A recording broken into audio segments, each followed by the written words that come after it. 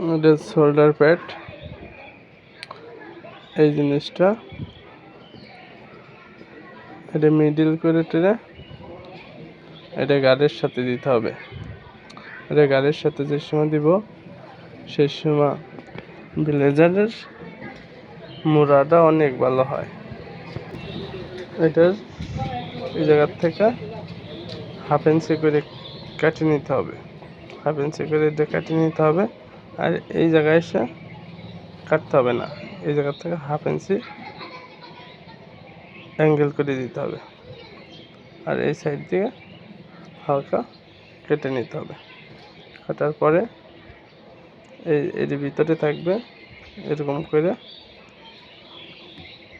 কাঁধের সাথে লাগাই দিতে হবে। এটা লাগাই দিলে পরে সেই সময় কোটের হাতাগুলো অনেক ভালো হয়। এর সাথে একটা নর্মাল আছে, এগুলো ভালো না, কিন্তু এটাই সর্বোচ্চ ভালো। এই যে এই জিনিসটা লাগানো হয়েছে, লাগানো হওয়াতে এই যে এই রুলিং হয়েছে, এই যে রুলিং হয়েছে।